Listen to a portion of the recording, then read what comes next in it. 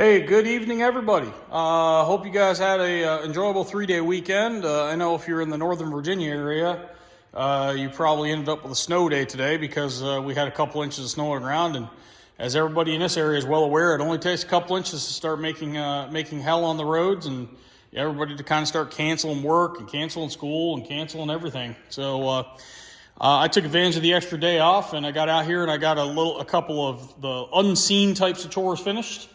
Specifically, I was running around getting wires labeled that are already hanging under the bench work because it was getting a little bit confusing trying to keep track of what wires were going where. And I already had a bit of an issue here a few weeks ago when I misidentified the PSX lines from the track bus, and I actually started connecting track to the PSX lines instead of the track bus. So I ended up having to do a little bit of improvisation to get the wires connected the way they needed to be, but it all worked out. But that taught me a pretty important and somewhat painful lesson in that I had to get under there and actually start putting labels on all these wires so that it was easier to figure these out.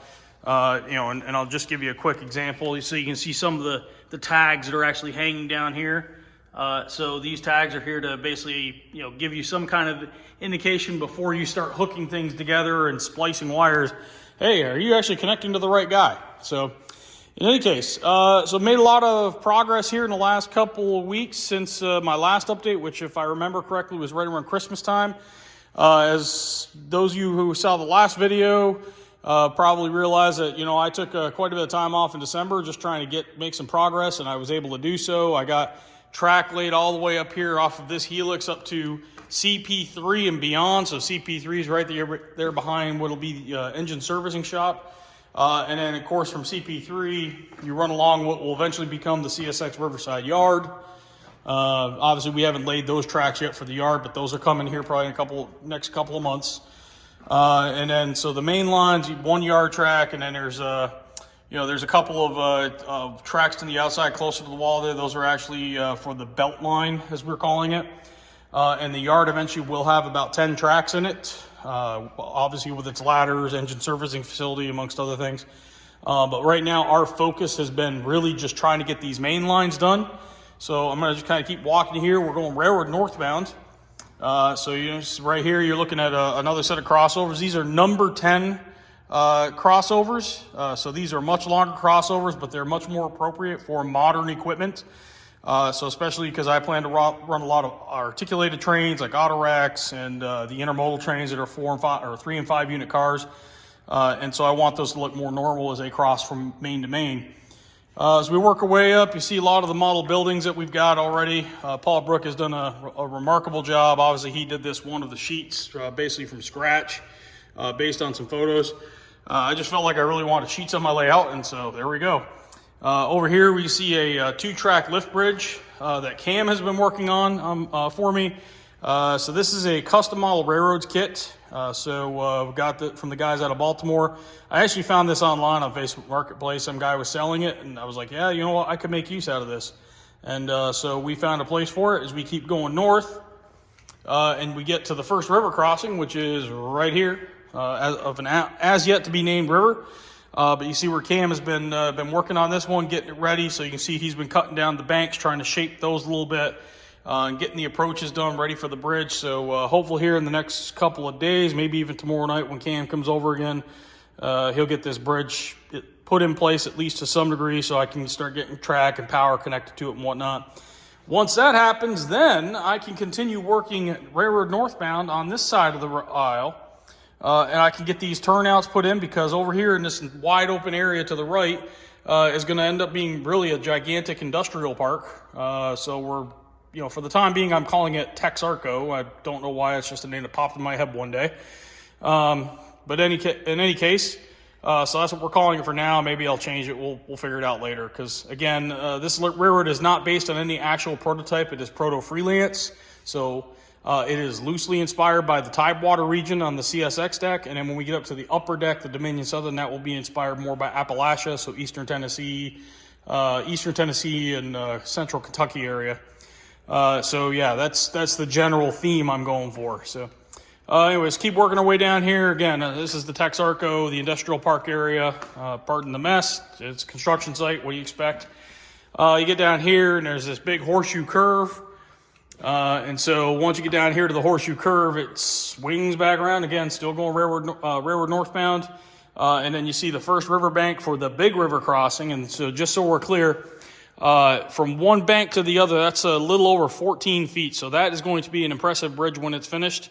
Paul Brook has been working on that one for the last couple of months, putting it together. It's a series of scratch-built open deck trestles as well as a set of 3 Central Valley double-track truss bridges and some scratch-built pilings and piers and things like that. So over the next couple of weeks, I need to start working on getting the texture of this thing ready so we can put the bridge in place and start painting it and getting it to start look like an actual river scene to some degree. So as we come back up here, don't mind all the foam that's piled up. That's for other projects that'll be coming up shortly. We get to where I've been spending the last several days working, basically for the over course of MLK weekend. So you're looking here. This is eventually going to be the area where the power plant, big coal-fired power plant, will be. So there will be coal trains coming in and out of here pretty frequently.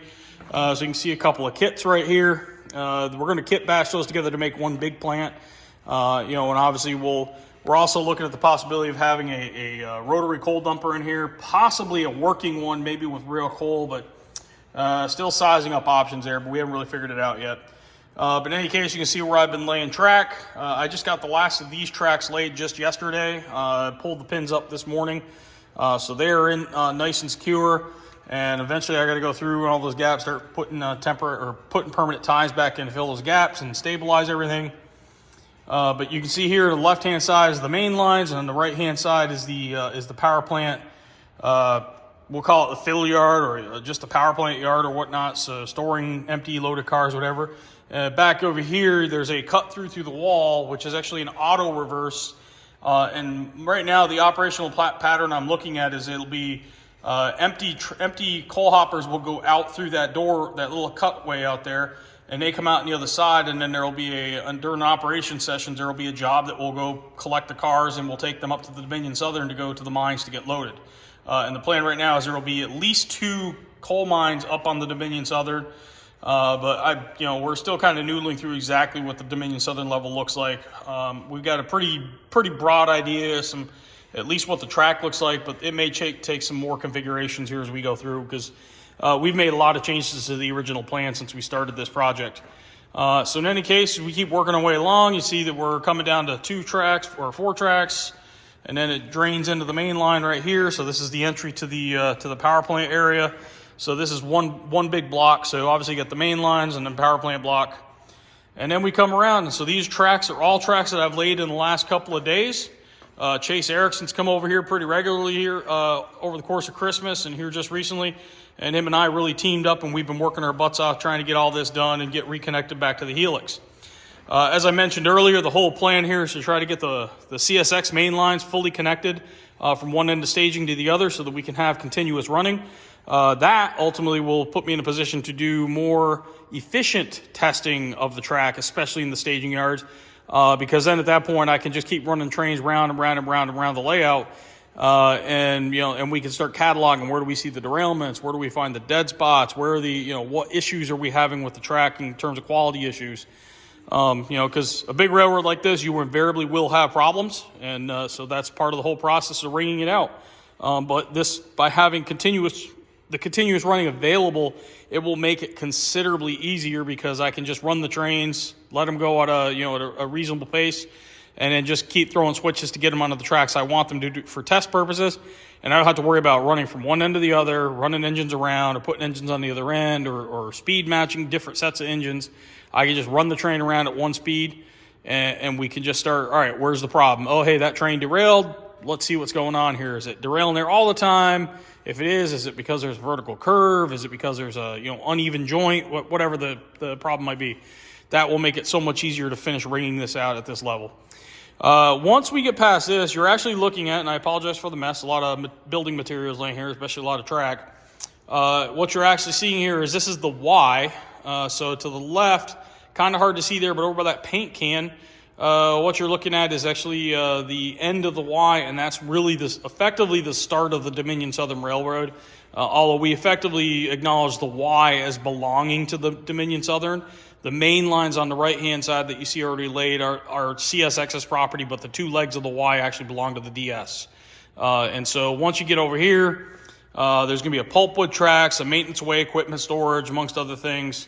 And then again, you'll get over here and you'll eventually start the climb going up the hill to the second deck, which will eventually be the Dominion Southern. Here's the other side of the cut through. So we're going to lay a few tracks through that cut through, and those will be where empty hopper cars get parked. And then what we'll be doing here is, as I mentioned earlier, you'll have a job that will come out, and we'll have to work to put the empty train together, and then we'll take it up to the DS and run it up to the mine as either a mine run or a turn, or I don't know. Like I said, we'll noodle through the ops plan a little bit later, but that's kind of the loose principle that I'm working on right now. With that said, I think that covers everything that I did, that I've done since the last update.